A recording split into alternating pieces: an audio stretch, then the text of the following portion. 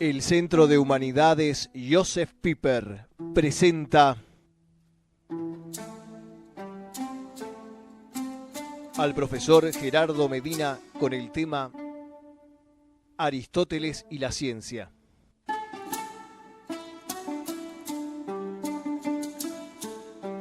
Entonces, bueno, yo voy a avanzar en esta clase, diría yo, en tres partes. Una primera parte en la que voy a presentar a Aristóteles y la obra de Aristóteles, y dentro de esa obra nos vamos a centrar en las obras que tocan más al tema de la ciencia. Una segunda parte donde, recapitulando el tesoro que nos ha dejado Aristóteles en estas obras científicas o acerca de la ciencia y del saber, vamos a ahondar en algunas de sus nociones. Y una tercera parte de conclusiones. En las conclusiones nos salimos, sin dejarlo, sin abandonarlo Aristóteles, pero nos salimos de Aristóteles porque vamos a hacer una valoración crítica de lo que significó él como pensador. Aristóteles, como ya muchos saben, es tal vez con Platón lo máximo que ha dado Grecia a nivel del pensamiento. Estamos situados entre el 384 y el 322 a.C., nacimiento y muerte de Aristóteles. Aristóteles no era ateniense, era del norte de esta gira, que es una localidad perteneciente a Macedonia. Entonces era un macedonio, razón por la cual no podrá luego asumir la regencia de la escuela de Platón, de la academia, porque parece ser que no estaba permitido, a no ser a los atenienses, heredar ese cargo. Aristóteles se fue de la academia y algunos piensan que se fue peleado con los académicos, otros que no. Lo cierto es que no hay pruebas de que Aristóteles haya tenido discusiones fuertes en la academia. Sencillamente se dio cuenta de que tenía otro pensamiento y que valía la pena inaugurar otra línea de pensamiento. Era hijo de un médico. Esto es muy importante en la vida de Aristóteles porque en la familia de él parecería que tenían la idea de ser descendientes de algún dios de la medicina, una especie de religiosidad familiar ligada a la medicina. Esto hizo que Aristóteles desde muy niño estuviese acostumbrado a lo que significa el experimento o la experiencia de los médicos, el campo empírico de la ciencia, y que va a pesar muy fuerte a lo largo de su vida, porque así como Platón era más poeta, filósofo poeta, dice Gilson, Aristóteles es más filósofo científico, se orienta más a la ciencia y sobre todo a las ciencias empíricas. Llega a la Academia de Platón en el 367, es decir, a los 17 años de edad. Estuvo 20 años en la Academia, o sea que lo conocía bien a Platón. A la muerte de Platón en el 348, Aristóteles, que como dije no podía heredar la regencia de la academia, empieza a preguntarse qué hago, porque quedaba prácticamente sin la tutela de Platón y además ya con una agitación interior de ideas propias. Si bien hay un primer periodo de Aristóteles en el que se parece mucho a Platón, inclusive cuando escribe como Platón en forma de diálogos. La mayoría de estos diálogos se han perdido. Sin embargo, ya las ideas de Aristóteles eran distintas. Un soldado griego llamado Hermias, que se apodera de una localidad en Asia Menor, lo lleva a Aristóteles, lo invita a venir a sus dominios, y Aristóteles va allí y comienza sus propios estudios, incluso comienza a ser sus primeros discípulos y a escribir buena parte de sus obras. Hay obras que las escribió allí, en Asos, así se llamaba la localidad. Estando en Asos, al poco tiempo, el rey Filipo II de Macedonia lo contrata como preceptor de su hijo Alejandro III, que será Alejandro Magno, que entonces tenía 13 años de edad, Alejandro, cuando Aristóteles comenzó a ser su tutor. Hasta que finalmente Alejandro crece y llega a ser el soldado que fue y el general que fue al mando del ejército, con las ideas imperiales de Alejandro. Aristóteles se va de su lado, primero se va a su tierra natal, a Estagira, y finalmente decide instalarse en Atenas y fundar su propia escuela. Ahí nace el Liceo, en el año 334. Nace la escuela de Aristóteles en unos predios en las afueras de la ciudad de Atenas. Nace como una escuela típicamente científica, de investigación. Así como la academia era una escuela de seguimiento a Platón, el Liceo no será más bien una escuela de seguimiento a Aristóteles, como lo pensó Aristóteles, sino más bien una especie de instituto de investigación, donde se reunían. Aristóteles pretendía reunir a los investigadores de todas las ciencias, o grandes investigadores, para que vuelquen sus estudios. Pero lógicamente la enseñanza más fuerte será la de Aristóteles, que tenía dos tipos de enseñanza: una de divulgación hacia afuera, hacia la gente que quería escuchar las enseñanzas del público en general, me refiero, y otra para la gente de adentro del liceo, es decir, los investigadores, discípulos e investigadores del liceo. Bueno, después vienen las vueltas de la vida. Cuando muere Alejandro Magno, lo empiezan a mirar mal a Aristóteles en Atenas, porque era un poco protegido de Alejandro Magno, Aristóteles. Que algunos dicen que se había peleado y por eso lo dejó, por eso dejó de ser su preceptor, su tutor. Sin embargo, no es del todo cierto, porque de hecho parece que hay datos de que la amistad continuó aun cuando Alejandro Magno estaba conquistando las tierras del Asia, y que le mandaba, sabiendo cómo era Aristóteles, ejemplares autóctonos de plantas y de animales para que los estudie. Pero lo cierto es que al morir Alejandro Magno se envalentonaron contra Aristóteles en Atenas, y Aristóteles decidió irse, porque, dice él, le quiso ahorrar a los atenienses que cometieran la segunda gran desgracia contra la filosofía, dice. La primera fue matar a Sócrates, ¿no? Y al año nomás prácticamente murió, según dicen, de una úlcera de estómago. Murió en la isla de Calcis. Bien, esto es un poco el panorama biográfico de Aristóteles. Aristóteles, el estagirita, como le llaman, porque nació en Estagira. Algunos le llaman también el peripatético, porque en el Liceo parece que estaba la costumbre de filosofar paseando. Peripato significa paseo en griego. Y Santo Tomás de Aquino le llamará sencillamente el filósofo, con mayúscula, porque para Santo Tomás de Aquino Aristóteles fue el más grande de todos los filósofos antiguos. Cuando uno en Santo Tomás lee, según dice el filósofo, es Aristóteles. Bien, se les ha entregado un material en el que aparecen las obras de Aristóteles, clasificadas en orden cronológico, tratando de establecer cuanto se pueda un orden entre ellas, al mismo tiempo que seguimos el orden cronológico. ¿Por qué? Porque al decir de Frederick Copleston, a quien estoy siguiendo en esta clasificación, en su Historia de la Filosofía, en la sección de Filosofía Antigua, tenemos un primer periodo donde Aristóteles se identifica con las ideas platónicas. Están ahí el diálogo Eudemo sobre el alma, el protréptico. Es decir, cuando digo se identificaba con las ideas platónicas, me refiero, por ejemplo, a la idea de la preexistencia del alma, de que el alma humana existe antes de esta vida, en otro mundo, ese tipo de cosas. Las partes más antiguas de la lógica, la física y el de ánima.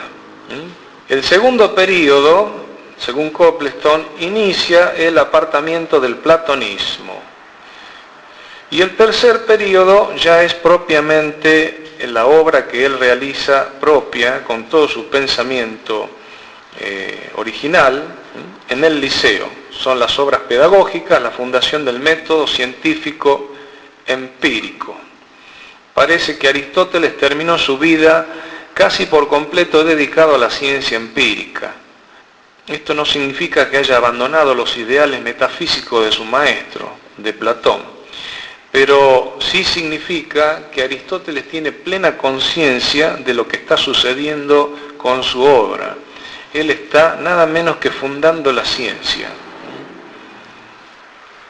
Hago una pausa porque creo que esta frase es muy fuerte. Aristóteles está fundando la ciencia.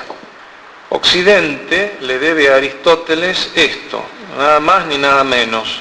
Si decimos que Occidente se caracteriza, entre otras cosas, por haber descubierto y producido y desarrollado el saber científico de la razón, hay que reconocer que ello viene de Grecia. Y en Grecia el personaje más importante es Aristóteles, porque es Aristóteles el que toma plena conciencia de lo que significa el método científico, el objeto de la ciencia y los instrumentos que requiere la ciencia para progresar.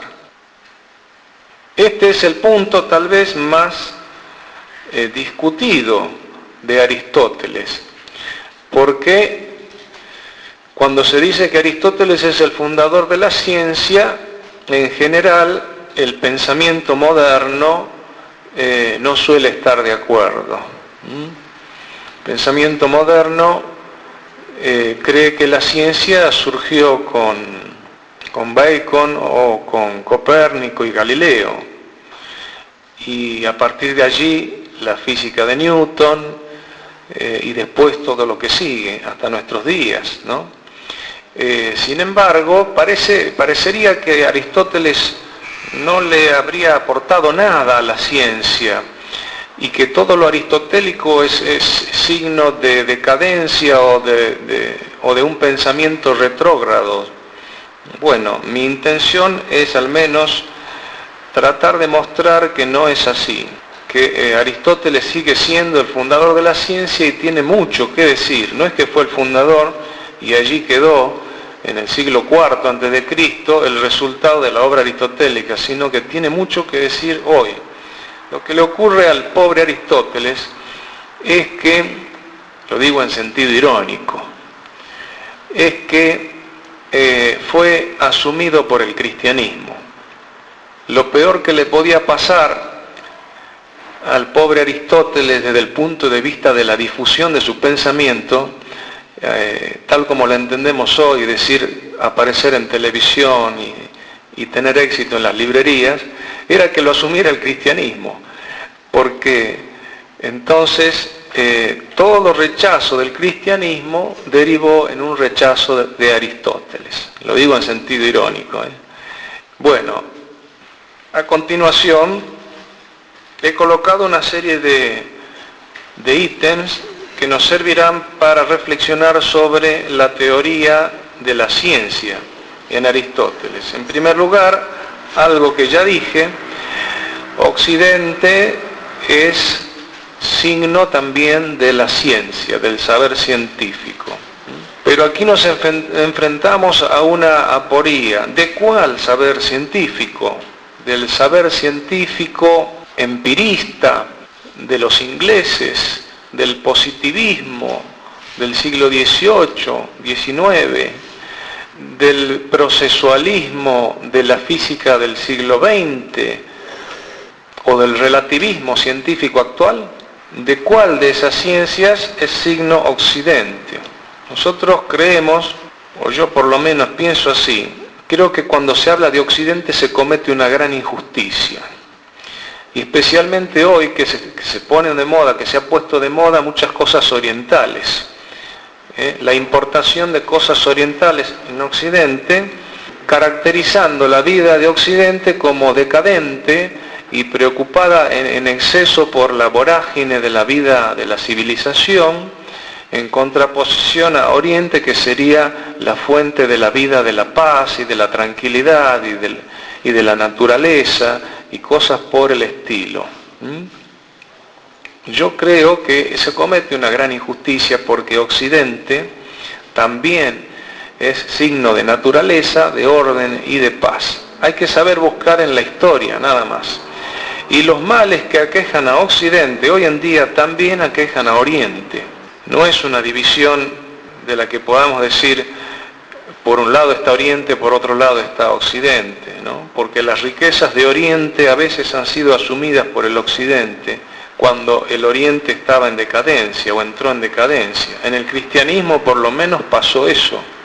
La riqueza del pensamiento oriental cristiano fue asumido por el pensamiento occidental, y sin el pensamiento occidental no se habrían conservado los tesoros de los pensadores orientales. Bien, Occidente y la ciencia como obra del Logos. El Logos en la gnoseología aristotélica. ¿Qué significa esto? Significa lo siguiente: para Aristóteles, el hombre es el animal con palabra, con logos. Así define Aristóteles al hombre. Normalmente se ha traducido la definición de Aristóteles como el animal racional. El hombre es el animal racional y se lo repite hasta el cansancio. Y es verdad, está bien. Significa eso, pero no solo eso. Significa mucho más para el que ahonde en el pensamiento griego y aristotélico. Significa el animal, el único animal que tiene palabra. Porque la palabra es el espíritu. Y la palabra externa de la voz, dice de la voz que cuando yo pronuncio una palabra, es signo de la palabra interna.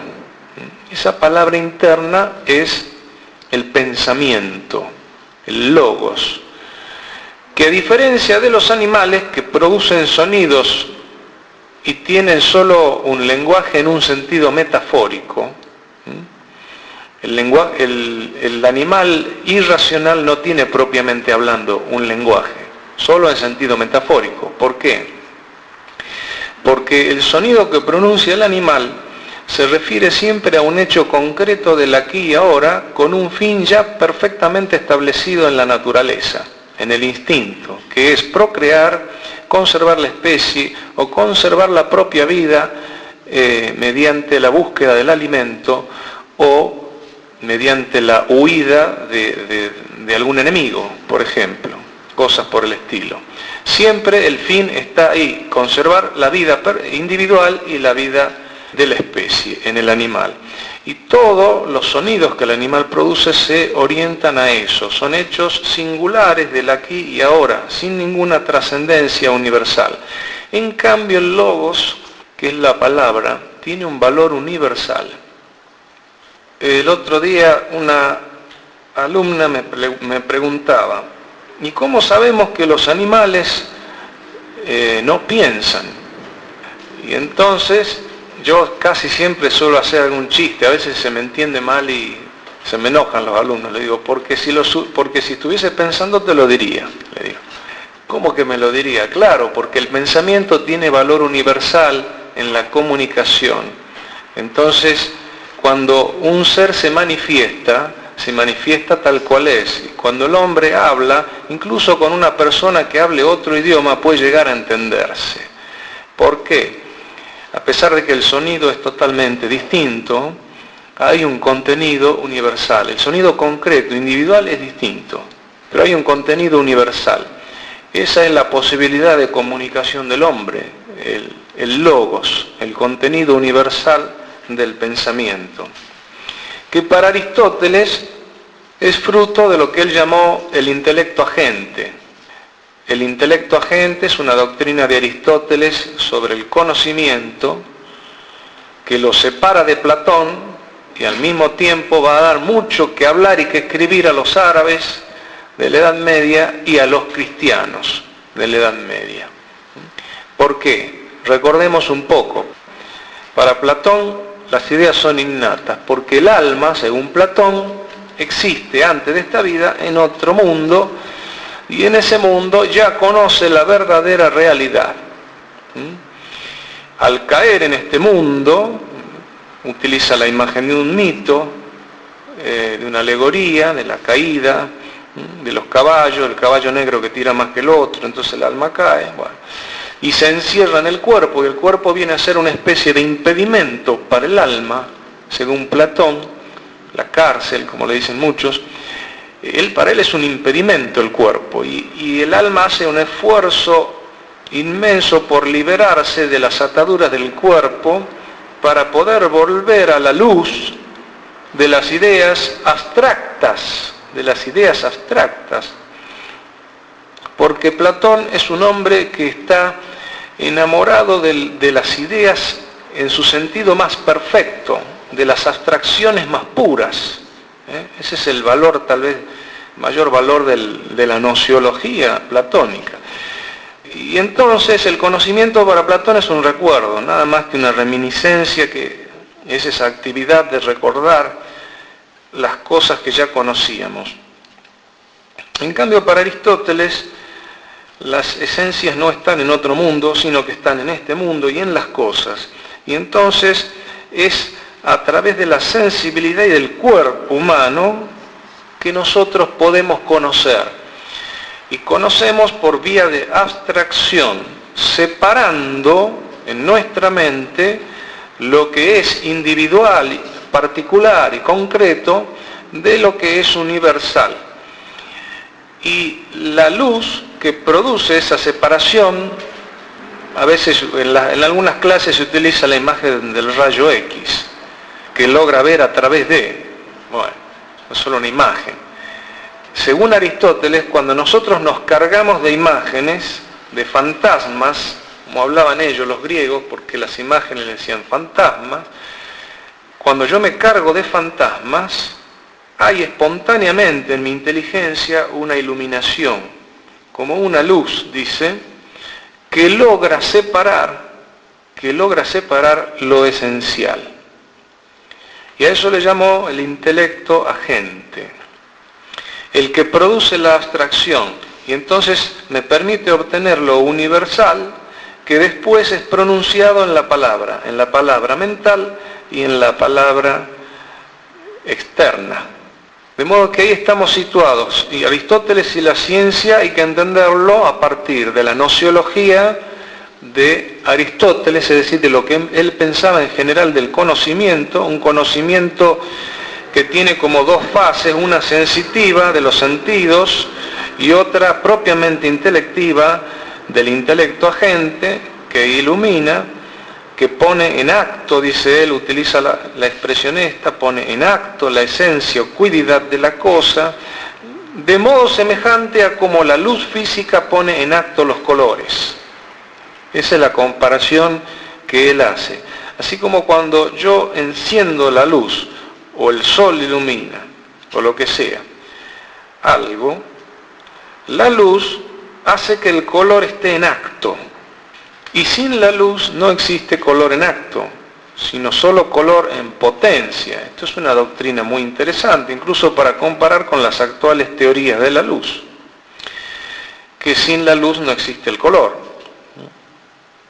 Está en potencia en las cosas son coloreables, pero no coloreadas en acto, y solo coloreadas en acto cuando está la luz. Del mismo modo, él dice Aristóteles, tiene que haber una luz, pero ya que no sea física, sino una luz intelectiva, del orden de lo universal, que ponga en acto lo universal a partir del fantasma, porque si no, no se explica, es decir, lo que no logra explicar el platonismo es esta correlación permanente entre fantasma y pensamiento. Y ahí se quiebra la unidad del hombre en el platonismo, es decir, por un lado el pensamiento que depende del mundo de las ideas, y por otro lado el cuerpo y la sensibilidad que dependen de esta vida y que en definitiva tienen un valor relativo. Aristóteles logra la unidad, rescatar la unidad sustancial del hombre a partir de esta teoría justamente nociológica en la cual se muestra la perfecta relación entre la imaginación y toda la sensibilidad interna del hombre, la fantasía, y el pensamiento. Dos cosas distintas, irreductibles. Digo esto porque en el pensamiento moderno hay algunos que niegan, ya sea la fantasía o la razón. Los empiristas terminaron por negar la razón en el sentido de las abstracciones universales, se quedaron con una razón matemática aplicada a la experiencia científica, nada más, pero no reconocían un valor universal a la razón, y los idealistas niegan la fantasía, niegan todo lo que es el conocimiento empírico, concreto, porque todo forma parte finalmente de una idea, de una única idea absoluta. A partir de esta nociología, del logos, de la palabra que expresa lo universal, Aristóteles construye su teoría científica, porque para él, algo parecido a lo que decía Platón también, la diferencia entre episteme y doxa, entre ciencia y opinión, él lo establece la distinción entre el logos demostrativo y el logos dialéctico, dice él. Hay un logos que es estrictamente hablando demostrativo, y ese es el logos científico, la palabra o pensamiento científico. Ahí ya está estableciendo una base firme para la ciencia. La ciencia debe buscar las demostraciones, aunque no siempre sea posible llegar al logos demostrativo, pero lo pone como ideal científico. Digo esto porque para Aristóteles la ciencia es un conjunto de disciplinas entre las cuales unas merecen más el nombre de ciencia que otras. Y entonces, ¿cuáles serán las ciencias más perfectas? Y la ciencia que pueda demostrar. ¿Y demostrar qué significa para Aristóteles? Dice acá, he puesto yo lo siguiente: usa el silogismo o argumentación a partir de premisas verdaderas y necesarias. La demostración es un razonamiento, y lo que los lógicos llamarán, junto con Aristóteles, un silogismo. Es un razonamiento a partir de ciertas premisas o principios necesarios y universales, se deducen las conclusiones. Pero esto no significa que Aristóteles pensaba que todo se podía deducir de los principios, no. Lo que significa es que una cosa para Aristóteles está demostrada cuando es posible vincularla de tal manera con los principios que de los principios yo pueda ver cómo surge la explicación de esa cosa. Y si no llego a eso, todavía no tengo un conocimiento científico en el sentido estricto. Lo que hoy es una hipótesis, por ejemplo, no sería todavía un conocimiento científico para Aristóteles, y hay muchos de los conocimientos que hoy llamamos científicos que para Aristóteles permanecerían todavía en un terreno precientífico. La ciencia es el conocimiento demostrado de las conclusiones. Conocimiento cierto por las causas. Una famosa definición que se suele usar, definición de ciencia de Aristóteles. La ciencia es el conocimiento cierto por las causas que surge de esta demostración. Es decir, un conocimiento cierto. ¿Qué significa? Un conocimiento que otorga certeza. Certeza, eso significa cierto. Y la certeza es la seguridad con la que el pensamiento se puede pronunciar, y se pronuncia. Cuando decimos estoy seguro, significa que tengo certeza. Y si hay algo que distingue a la ciencia del pensamiento común, que nosotros y cualquiera tiene normalmente, es esto, que la ciencia tiene que alcanzar la certeza, en mayor o menor grado, pero la tiene que alcanzar, porque si no, no sirve para nada. Según Aristóteles es así. Es decir, si yo le quito al saber científico el ideal de la certeza, como se hace hoy, por ejemplo, en muchos campos del saber, donde se afirma explícitamente que la ciencia no busca certezas, sino simplemente conjeturas, y que el terreno científico se ocupa simplemente de eso, de superar una conjetura con otra. ¿Superar en qué sentido en todo caso?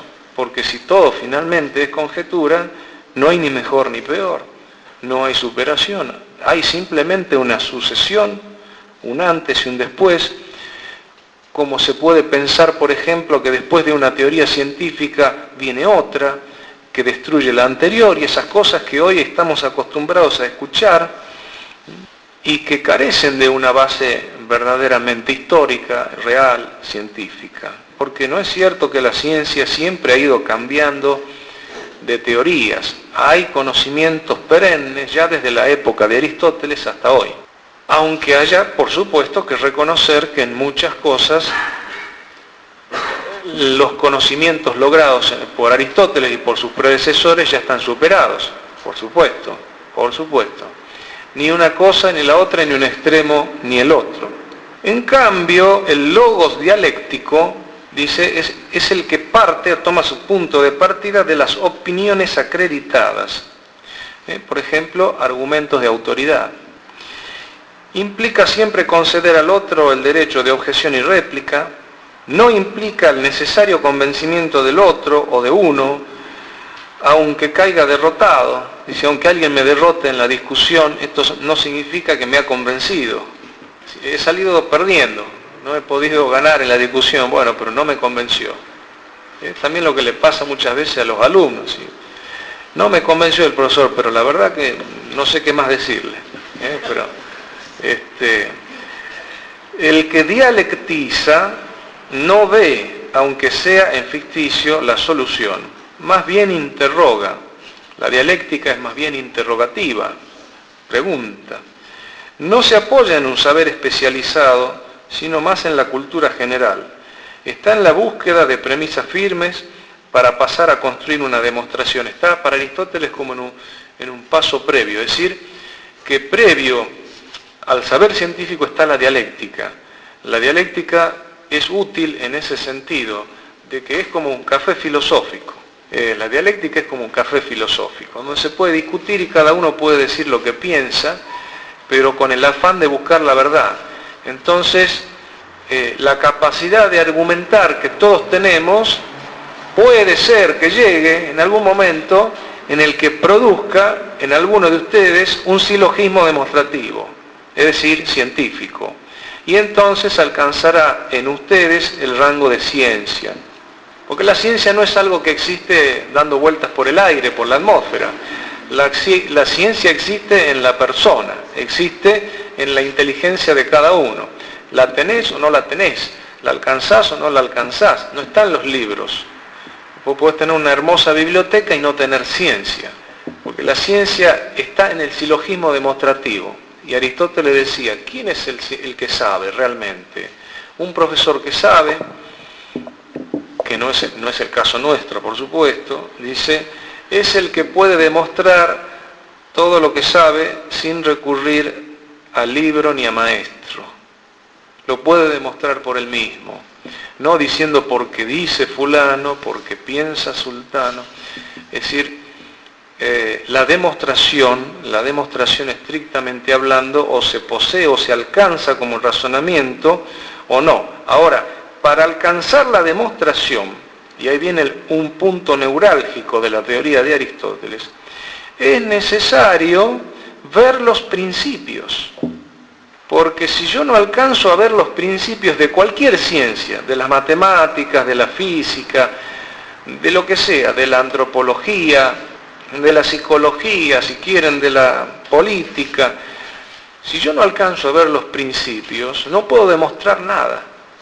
Y entonces me limito a enumeraciones, descripciones, caracterizaciones. Estoy todavía en una etapa previa a la científica, auténticamente científica, porque la ciencia es una construcción sistemática, pero no una construcción arbitraria, como si yo me dedicara a modelar la ciencia desde mi arbitrio. Y a mí me parece que este concepto va aquí, este concepto va allá, después lo doy vuelta y da lo mismo. No, sino que es una construcción de un sistema como un camino de ascenso por principios cada vez más universales, más necesarios, más absolutos, y el que me permite subir y bajar desde los principios hasta las conclusiones para iluminar la realidad concreta, porque Aristóteles tiene en mente la realidad concreta.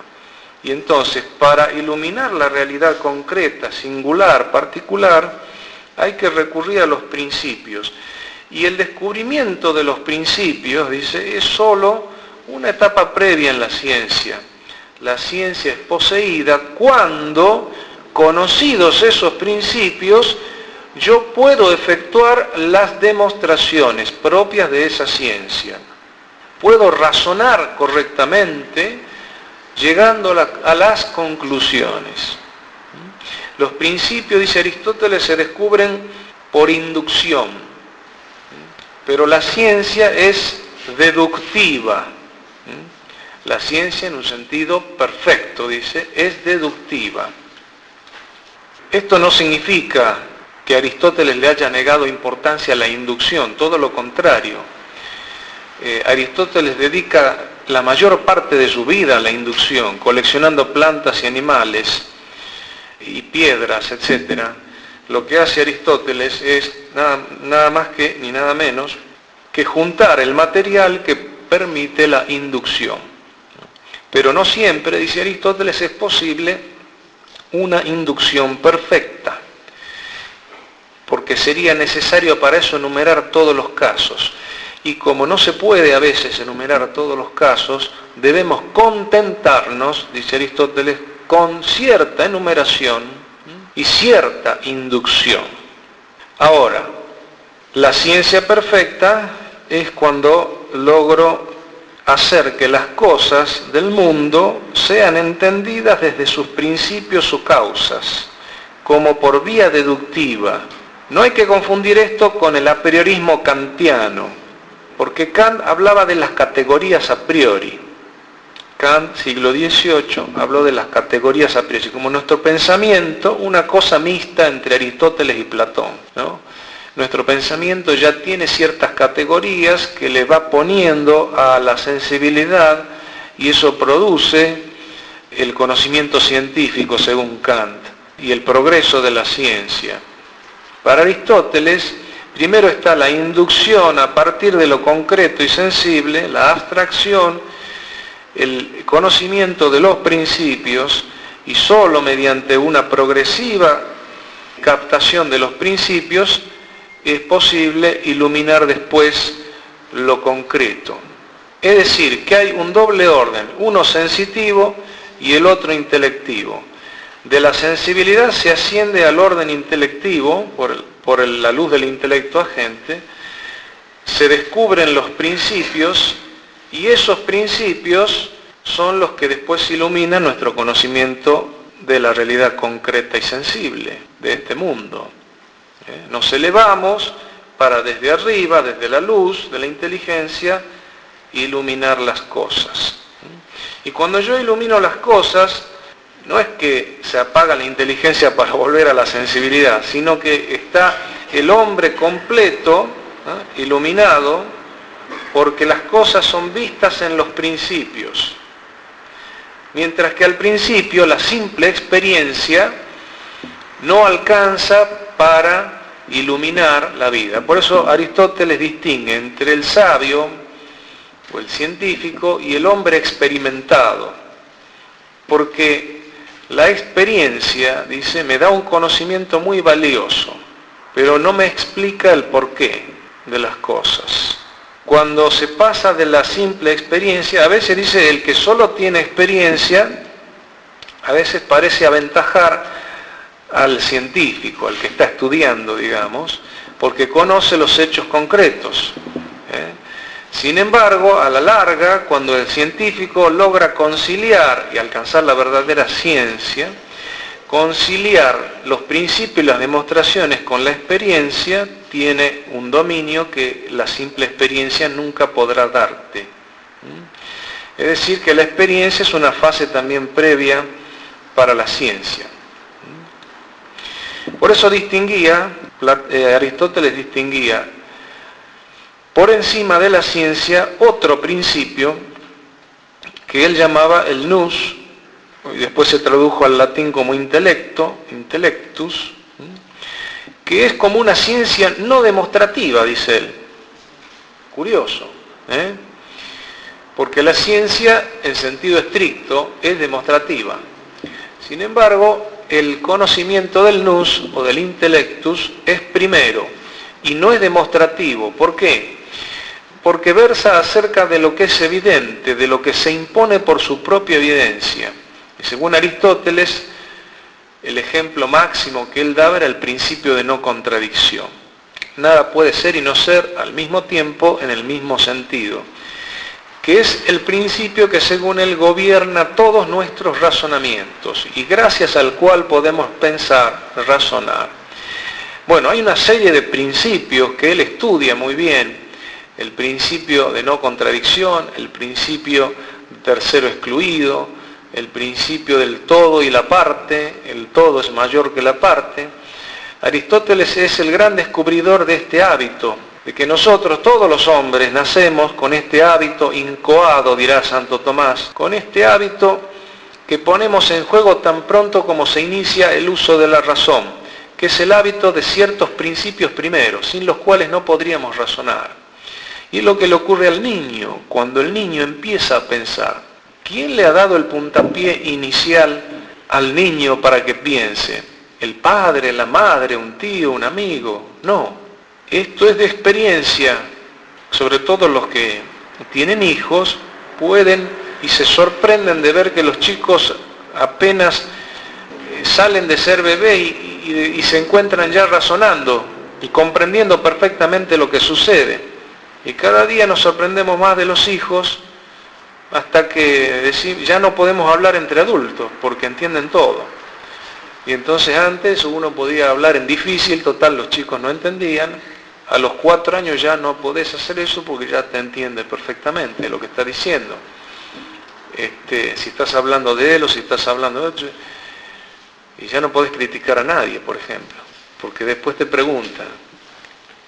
Esa capacidad espontánea que se desata de pensar en el niño es gracias a este intelecto agente que decía Aristóteles y a este nous o hábito primero, que es un hábito primero. Antes que la ciencia está el hábito de los primeros principios y la sostiene a la ciencia. Porque primeros principios no son los que captamos cuando somos niños solamente, sino que después cada ciencia tendrá que captar sus primeros principios. Y entonces a lo largo de la vida se ejerce este hábito de los principios. La ciencia, en cambio, en sentido estricto, no es hábito de principios, sino hábito de conclusiones. Es hábito demostrativo. Y es un ejercicio racional, implica el ejercicio racional. Por eso cualquier estudio que yo lleve a cabo en la universidad o donde sea, me llevará a mí a poseer la ciencia en la medida en que me enseñe los secretos de sus demostraciones.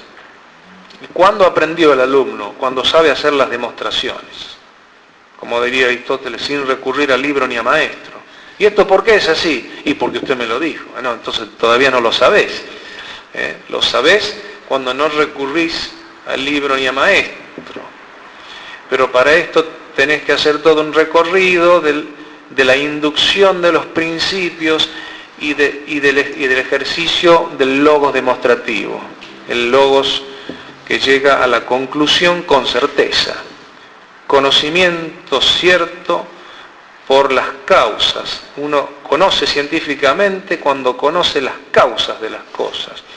Y las causas en universal, no la causa en particular.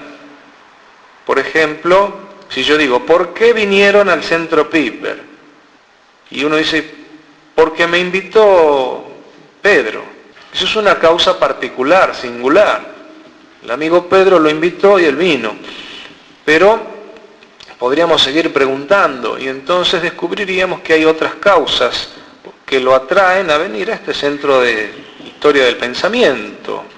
Pero si ahondamos aún más y decimos, viene a este centro Piper porque le gusta filosofar. ¿Y por qué le gusta filosofar?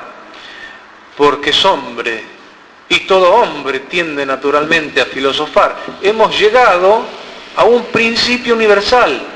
Hemos llegado a un principio que ya no vale solo para este individuo concreto, sino para todos los hombres. Y entonces quiere decir que en mí, para venir acá, podría haber ido a otro centro, pero estaba actuando un principio universal que vale para todos los hombres, que es el apetito de conocer la verdad última. Como diría Aristóteles también en la metafísica, se inicia precisamente así el libro de la metafísica. Todo hombre desea naturalmente saber. Y no saber de cualquier manera, sino saber filosóficamente. Así que la filosofía no es una cuestión de pocos, sino de todos los hombres, pero lógicamente no todos la desarrollan. Conocimiento cierto por las causas, los principios y causas universales, que te otorguen certeza. Hoy en día que vivimos en una época donde la certeza es atacada, yo creo que hay que rescatar este sentido aristotélico de la ciencia. ¿Por qué? Y voy a decir una razón moral. Porque el peor daño que se le puede hacer a la inteligencia de alguien es indicarle el camino que abandona las certezas. Indicarle la duda como un camino. Es decir, uno puede dudar y es normal que uno dude. Eso es normal, es saludable. Ahora, si yo hago de la duda un camino, ¿termino en qué? Sin ninguna certeza. Porque finalmente no era como dice Descartes, dudo, pero si dudo pienso, y si pienso existo. Porque finalmente podría yo también decir, dudo que dudo. ¿Por qué no voy a dudar que dudo? En esa cadena vertiginosa de una duda que come al pensamiento, de una duda metódica, que hay que dudar de todo hasta encontrar algo cierto, no tengo por qué detenerme diciendo que dudo, o que no dudo, que dudo. Dudo, que dudo, y sí, sigo dudando. Y entonces el ejercicio científico tiene que ser serio, apoyado sobre la experiencia, en la recolección de datos, en la experimentación, etc. Todo lo que requiera cada ciencia es un camino difícil, pero yo tengo que habituar el pensamiento a buscar la certeza. Y cuando la encuentro, la tengo que recorrer una y otra vez. Por ejemplo, en el campo moral, si la amistad es buena, supónganse, si es bueno tener amigos, yo tengo que recorrer ese pensamiento una y otra vez. Sí, es buena la amistad, me hace bien y es necesaria para la vida. Porque si no afirmo esto, y sobre todo en la etapa formativa de la persona, si no lo afirmo con certeza una y otra vez, puede que alguien me diga, no confíes ni en tus amigos. Y entonces me hace dudar. Y puede hacerme dudar de tal manera que ya no salga nunca más de la duda. ¿Tengo o no tengo amigos? Verdaderamente. ¿Vale la pena o no vale la pena? Bueno, estamos ante la teoría aristotélica de la ciencia. Conocimiento cierto por las causas, obtenido por el logos demostrativo.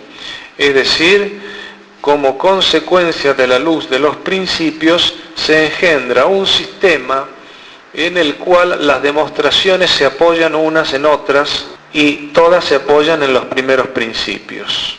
En el último párrafo del texto de la serie de cuestiones que yo puse, dice en esa página, en el uso de los principios para demostrar interviene la maestría personal, pues en la argumentación no se va derecho y solo al silogismo fundamental. No hay que entender a Aristóteles como si dijera que el maestro se limita a decir estrictamente hablando las demostraciones fundamentales se terminó, sino que ahí interviene también cierta maestría, ciertos rodeos que el maestro da hasta llevar al alumno o al aprendiz a la demostración.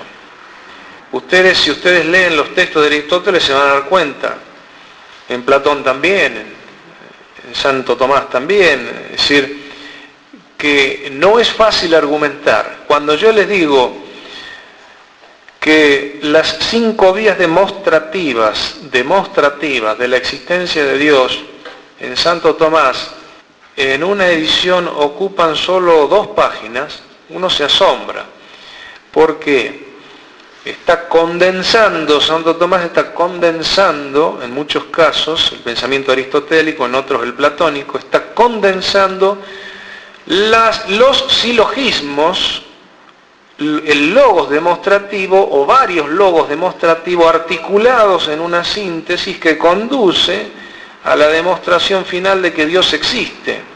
Pero ahí interviene la maestría personal. Tal vez, si me hubiese tocado a mí armar las 5 vías, yo hacía 5 tomos, porque daría tantas vueltas para decir lo que Santo Tomás dijo en 2 páginas. Bueno, esto es lo que Aristóteles quería decir con la maestría personal de la argumentación. Para ir viendo los alcances del pensamiento aristotélico, hay que advertir en esta teoría científica que Aristóteles tenía en mente sobre todo la lógica, la moral y la metafísica, como ciencias paradigmáticas. La metafísica porque es el estudio de los primeros principios y primeras causas de todas las cosas, en un sentido absoluto, estudio del ser en cuanto ser, y no de un aspecto del ser. La moral, porque precisamente la gran cuestión de la vida humana es cómo llegar a ser feliz, cómo ser bueno en la vida y que te vaya bien, en definitiva. Y entonces, estas preguntas que todos nos hacemos alcanzan en Aristóteles el rango de ciencia. Se establece la ciencia moral, la ciencia metafísica, que llama él teología o filosofía primera, o filosofía de lo inmóvil y separado de la materia, y la lógica, porque la lógica es verdaderamente hablando el centro, el núcleo de la teoría científica de Aristóteles. Hasta nuestros días no se le ha agregado gran cosa a la lógica de Aristóteles. Lo que ha surgido en el siglo XX es la lógica simbólica, es decir, se ha desarrollado la lógica que traduce el pensamiento en símbolos, y entonces a través de ecuaciones semejantes a las ecuaciones matemáticas se aplican al pensamiento y a los textos estudiados. Pero esta lógica simbólica no le agrega esencialmente gran cosa a la lógica que ya Aristóteles había planteado como lógica formal, es decir, estudiando las formas del pensamiento humano. Y esto, dije yo, son los alcances y los límites del pensamiento aristotélico. ¿Por qué? Porque si nos preguntamos qué le ha aportado Aristóteles a la ciencia, sobre todo le ha aportado esto, porque muchos de sus conocimientos biológicos han sido superados. Aún así, es digno recordar que el mismo Darwin, cuando estudió a Aristóteles clasificando las plantas y los animales, llegó a decir que Linneo era solo un aprendiz al lado del viejo Aristóteles. Linneo, el que hizo la taxonomía de las plantas, esto lo decía Darwin, al lado del viejo Aristóteles, es un simple aprendiz. ¿Por qué? Aristóteles fue un gigante porque hizo todo de cero. Él fundó el sistema de clasificación y estructuró el liceo como ya lo dije, como una escuela verdaderamente de investigación científica. Sin embargo, bueno, hay que reconocer que muchos, especialmente los conocimientos de la astronomía de Aristóteles, ya fueron superados. Y muchos conocimientos de la física también fueron superados. Aristóteles, por ejemplo, cuando explica el movimiento de la flecha, sostiene algo así como una tesis de que la flecha en el aire no se impulsa sino porque el movimiento que le imprime la mano es como continuado por el aire, como si el aire estuviese influyendo en el movimiento de la flecha. No conocía lo que hoy saben los físicos acerca de la inercia. Así que el aire no empuja la flecha ni transporta la flecha. Hay una fuerza que se imprime, que imprime el movimiento, y después está la inercia.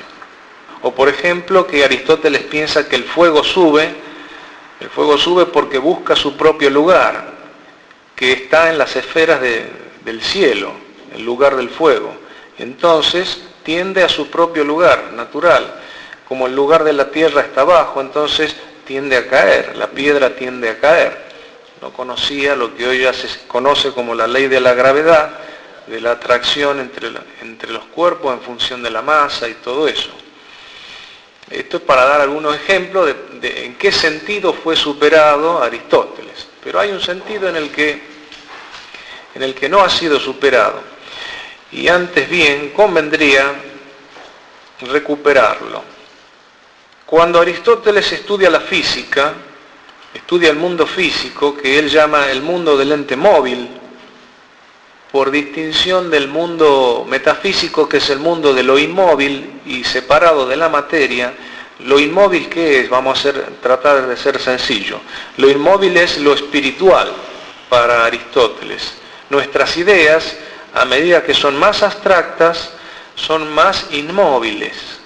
Y entonces, inmóvil en un sentido absoluto es Dios, que es acto puro.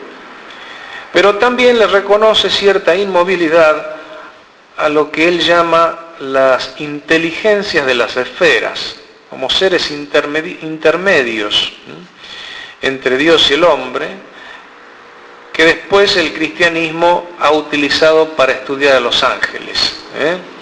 Las inteligencias de las esferas celestes, que mueven las esferas celestes, porque para Aristóteles es como las capas de una cebolla, el universo, donde hay un movimiento eterno y cíclico que arrastra las estrellas, con el quinto elemento, que se descubrió que no existe, el éter, el famoso éter de Aristóteles, el quinto elemento, porque antes se hablaba de los 4 elementos, agua, aire, tierra y fuego. Bueno, él dijo, evidentemente, si agua, aire, tierra y fuego conforman el mundo de las cosas móviles, que se transforman, que cambian, que aparecen, que desaparecen, evidentemente lo eterno, que es el cielo, para él el cielo era eterno y las estrellas eran eternas, tiene que tener otro elemento, el quinto elemento. Entonces apareció el tema del éter, que ya la física moderna se encargó de desmentir, porque logró establecer que en el universo los elementos son los mismos. Los elementos son los mismos. Hay una homogeneidad entre las galaxias más lejanas y nosotros, ¿no? Lo que ocurre es que nosotros constatamos en este planeta que se ha dado algo más peculiar y más interesante que en otros, que es la vida. Y dentro de la vida más perfecta, que es la vida del logos para los griegos, la vida del pensamiento. Y el pensamiento, no en vano, yo por eso siempre quiero rescatar a Platón, porque Platón se daba cuenta, y Parménides también, esto ya lo vimos en los presocráticos, se daba cuenta de que el pensamiento tiende a la quietud contemplativa. Mientras que a medida que bajamos en nuestra esfera antropológica, nos metemos en el mundo de la inquietud, de las pasiones del cuerpo. En cambio, cuando uno piensa y piensa mucho y logra entender, sobre todo esto, que logra entender, cuando logra entender, va como quedándose quieto, porque el acto de entender es un acto de quietud perfecta, como el acto de ver y quedarse quieto mirando algo. Así sucede al pensamiento cuando entiende. Entonces, lo inmóvil, cuando habla Aristóteles de lo inmóvil, está hablando de esto, de la inmovilidad de lo espiritual, del logos cada vez más abstracto. En cambio, el mundo físico es el mundo del movimiento y del cambio. Con todos los tipos de cambio que decía Aristóteles, el cambio de cantidad, que es aumentar o disminuir, el cambio de lugar, que es la traslación, y el cambio de forma, que llama él alteración. Es decir, no es lo mismo que algo aumente, que algo se altere o que algo se traslade. Son los tres tipos de cambio accidentales que admite Aristóteles en este mundo. Yo engordo, adelgazo. Aumento de peso, disminuyo de peso. Eso es un cambio cuantitativo. Pero también tengo un cambio cualitativo, un cambio de alteración. He cambiado la figura. Y finalmente el traslado, que es cambio de lugar. En cambio, la física moderna se inició negando esta riqueza del pensamiento aristotélico y se quedó simplemente con el cambio de lugar. El mecanicismo del siglo XVII, XVI-XVII, ya instalado sobre todo por Descartes en el XVII, concibió el mundo simplemente como partículas que se desplazan y que originan las distintas cosas simplemente por una configuración espacial. Este mecanicismo eliminó a Aristóteles del pensamiento occidental.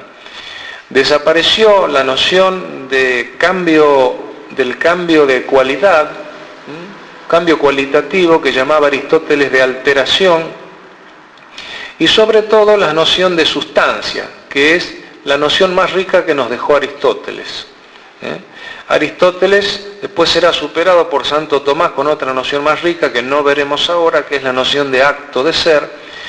Sin embargo, Aristóteles nos deja la noción de sustancia, es decir, el mundo está visto científicamente por Aristóteles como un conjunto ordenado de sustancias, de seres que tienen subsistencia propia, constituidos de materia y forma sustancial. Y allí nos desplazamos de lo móvil a lo inmóvil. Las sustancias móviles son las que se pueden generar y corromper. La generación es el surgimiento de una nueva sustancia, como es por ejemplo el nacimiento de un hijo, o de una planta o de un animal, o la generación de algún elemento, en el caso de la física. Los que estudian física, bueno, la aparición, la distinción de un elemento de otro, la generación de un elemento. Acá vendría para los físicos una pregunta, es decir, el concepto de sustancia, ¿en qué medida vale para la física actual? Para la física actual. La sustancia en Aristóteles podía generarse o corromperse. Ese es el mundo de los entes móviles, estamos en el mundo de la física. Pero cuando estudiamos los entes inmóviles, es decir, las inteligencias separadas, Dios, y la inteligencia humana también, estamos en la metafísica. La metafísica estudia lo más perfecto, lo más sublime.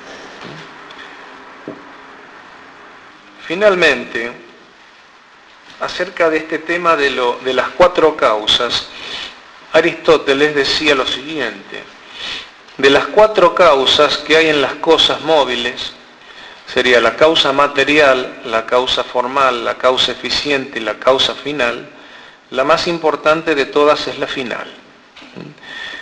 Porque la causa final viene a ser la primera, en el orden de la intención. Por eso a Dios Aristóteles lo ve como causa final. Muchas veces nosotros hemos recibido la noción de Aristóteles de Dios como primer motor y como acto puro ya cristianizada, una noción ya cristianizada como causa eficiente. Para Aristóteles Dios no es causa eficiente del mundo, sino solo causa final a modo de atracción. Dios no interviene en las cuestiones del mundo, establece un orden general, a lo sumo, pero no interviene en el mundo y atrae a los seres hacia él. Ese es el primer motor aristotélico. Por lo tanto, Aristóteles decía, estas son las preguntas que auténticamente se hace un científico. Si algo es así, ¿y por qué? Si algo es así, ¿y por qué? Si algo existe, dice, ¿y qué es? Son dos pares de preguntas. La primera es, si algo es así, ¿y por qué? Constatación de un hecho, y la pregunta, ¿por qué? El ejemplo que daba Aristóteles del eclipse. Yo puedo constatar un eclipse. Si evidentemente el sol se eclipsa, es una constatación de hecho, pero inmediatamente viene la pregunta científica. ¿Por qué se eclipsa? A lo que le sigue un segundo par de preguntas, más profundas todavía, que son estas preguntas. Si algo existe, ¿y qué es? Que es ya una pregunta que se mueve en otro orden, en la esfera de lo existencial y lo esencial de las cosas. Lo primero que preguntamos es si existe. Por ejemplo, si existe el átomo, supónganse. Y si demostramos que existe, ¿qué es? ¿Qué es el átomo? Bien. Bueno, yo voy a ir concluyendo. Para quien quiera estudiar Aristóteles y el tema de la ciencia, sobre todo se recomienda la lectura de lo que la escuela aristotélica ha llamado el organón, que significa el corpus lógico de toda la obra de lógica de Aristóteles, donde aparecen sus obras las categorías, los primeros analíticos, los segundos analíticos. La analítica es la lógica para Aristóteles, es la ciencia lógica, que analiza las formas del pensamiento, por eso le llamó la analítica. Los tópicos, donde, bueno, hay todo un despliegue sobre el pensamiento, de cómo pensar para pensar bien, cómo conducir bien el pensamiento. Finalmente, una serie de conclusiones. Consideramos que Aristóteles es el que fundó la ciencia en el sentido estricto. Consideramos que en su obra hay muchos límites, pero hay un tesoro perenne, permanente, que vale la pena rescatar, y sin los cuales parecería ser que la ciencia actual no tendría salida. Esta es una tesis que corre por mi cuenta, me hago cargo, se puede discutir en el café filosófico. Yo sostengo que sin recuperar ciertos principios perennes de Aristóteles, la ciencia actual no tiene salida. ¿En qué sentido? Hoy en día la ciencia está en un verdadero atolladero, que ha llevado a los científicos a descreer incluso del valor de certeza de la ciencia, el conjeturalismo. Pero no solo eso, sino que la ciencia ha sufrido en las últimas décadas como una especie de caída hacia la tecnociencia. Es decir, que la ciencia ya no intenta, o mejor dicho, el hombre no intenta ya entender qué es el mundo o cuál es su orden, sino simplemente entender cómo puede operar sobre las cosas para producir más cosas. Esto es la tecnociencia. Hoy en día lo que se hace en general no es ciencia, sino tecnociencia, es decir, un conocimiento que está como inmediatamente puesto al servicio de la producción tecnológica. La ciencia, en un sentido estricto, es teorética, decía Aristóteles, y Platón también, es teorética, lleva al hombre a entender la realidad, a comprender la realidad. Esto parece ya no interesar a la ciencia actual, porque la ciencia actual es como una especie de esclava de la tecnología. Se le pide que investigue solamente aquello que tiene una aplicación tecnológica inmediata. lo cual constituye una verdadera tergiversación de la ciencia y la pérdida de su sentido. ¿Y por qué digo yo que hay que recuperar a Aristóteles? Porque Aristóteles es el que fundó los principios para entender el mundo de lo móvil, de lo cambiante. Aunque sea cierto que las esferas no son arrastradas por el éter o gobernadas por inteligencias, sí es cierto que las cosas siguen estando compuestas por materia y forma, y que la forma es el principio activo de las cosas, y sigue siendo cierto que las cosas tienden a cumplir un fin. Aunque el mecanicismo lo haya querido negar, las cosas en el mundo parecen seguir tendiendo hacia un fin. Y porque Aristóteles, con sus categorías, sus 10 categorías, la primera es la sustancia, el resto son categorías accidentales del ser, establece la posibilidad para que todos los conocimientos actuales, dentro del átomo y del átomo hacia arriba, la molécula y la macrofísica sería, encuentren el justo sentido. Las categorías accidentales de lugar, posición, como decía Aristóteles, relación, cantidad, cualidad, acción, pasión, tiempo, duración, es decir, quien ha estudiado a fondo los contenidos esenciales del mundo físico ha sido Aristóteles, aunque ha tenido sus límites, incluso como superación de Platón, porque hay cosas en las que Platón vio más que Aristóteles, y ha sido injusto. Ya parece bastante estudiado este tema. Aristóteles ha sido un poco injusto en la crítica que realiza de su maestro Platón, porque ha criticado con excesiva dureza las teorías platónicas, haciéndole decir a Platón a veces cosas que el mismo Platón no decía. Sin embargo, Aristóteles, lo que es claro en Aristóteles es que está fundando una nueva línea de pensamiento y que será a través de la vía de los árabes y de los judíos vuelta a Occidente para ser cristianizada y asumida por la cultura cristiana en los siglos XI, XII y XIII. Al principio el que más éxito tuvo fue Platón, pero después Aristóteles volvió y pasó a significar algo muy importante para Occidente. Es un gigante que hay que leer con serenidad. Y la última idea que quisiera dejar es esta. Yo dije que Aristóteles fue rechazado por ser cristianizado. La ciencia moderna se apartó de Aristóteles porque Aristóteles estaba demasiado implicado con Santo Tomás de Aquino. Y entonces para descristianizar el saber había que eliminar también a Aristóteles. Porque Aristóteles orienta la inteligencia hacia el acto puro que es Dios. Y sostiene nada más ni nada menos que la prioridad de lo teorético sobre lo práctico y lo pragmático. Pero además hay otro escollo hoy en día para volver a Aristóteles, hay otro escollo, que es el escollo moral.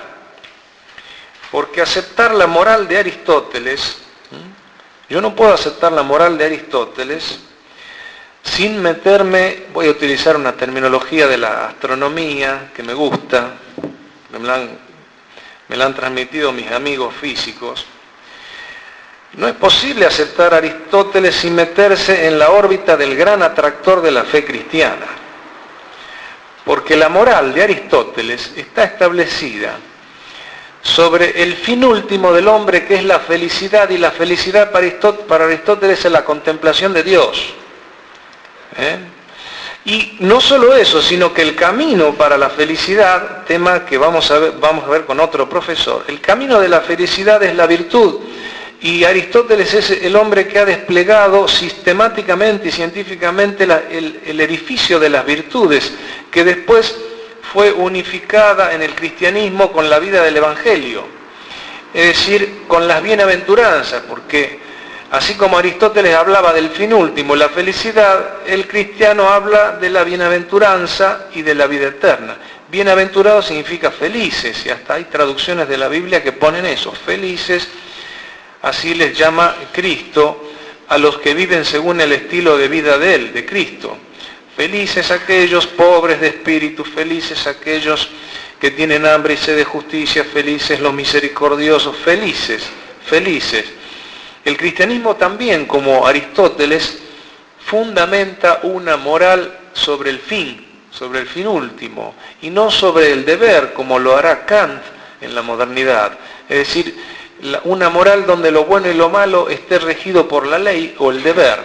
No. Para Aristóteles, tanto para Aristóteles como para el cristianismo, la moral está fundada sobre el deseo humano de ser feliz como persona, como familia, como amigos, como comunidad. Y eso engendra un estilo de vida necesariamente virtuoso, porque si no tengo un estilo de vida virtuoso, destruyo mi familia, destruyo a mis amigos, mis amistades, mi comunidad, y me destruyo a mí mismo. Bueno, eso, llevado a un plano superior, es el Evangelio. Entonces, aquí hay dos grandes escollos para superar en la restauración del pensamiento aristotélico, que es el primero, un prejuicio científico. Es decir, que pensar que todo lo que Aristóteles dijo científicamente está superado. Mentira, no es así.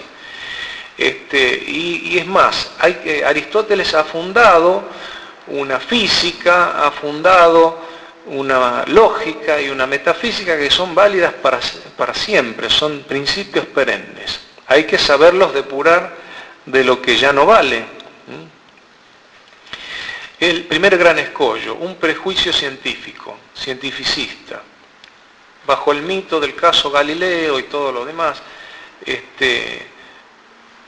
y de la superación de Aristóteles por la física de Newton, y hoy en día será Einstein, no sé quién más. Es una gran mentira, ni siquiera los grandes físicos pensaron eso, ni los grandes científicos se orientaron así de una manera tan violenta contra Aristóteles. Son los filósofos, casualmente, los que más atacan a Aristóteles. Y el segundo gran escollo es un escollo moral, porque retornar a Aristóteles es meterse dentro de la órbita del cristianismo. Es imposible restaurar a Aristóteles sin hacer alusión a la síntesis con las virtudes evangélicas, virtudes humanas con las virtudes del Evangelio. Bueno, lo dejo planteado como interrogante, como dos grandes problemas, la ciencia actual y Aristóteles. La moral actual, la moral de Aristóteles, la moral cristiana. Esto ha intentado ser simplemente una breve presentación del tema. Después queda en manos de ustedes leer alguna síntesis, para lo que recomiendo este libro de Copleston de historia de la filosofía. En primer lugar, habría que comenzar con una breve historia de la filosofía, que puede ser esta. Si quieren algo más pequeño también hay, es decir, pero acá, es decir, no sé cuántas páginas ocupa Aristóteles, serán unas 50 hojas más o menos, de Federico Copleston. Este sería el tomo 1 de Grecia y Roma. Después, para quien quiera profundizar el tema de la teoría científica de Aristóteles, está de Juan José Sanguinetti, Ciencia Aristotélica y Ciencia Moderna. Hay muchos libros, Ciencia Aristotélica y Ciencia Moderna, donde hace una comparación de lo que algo ya he anticipado yo, de lo que significó Aristóteles y el problema de la ciencia moderna con Kant, el positivismo y todo lo demás. Bueno, hasta aquí llegamos.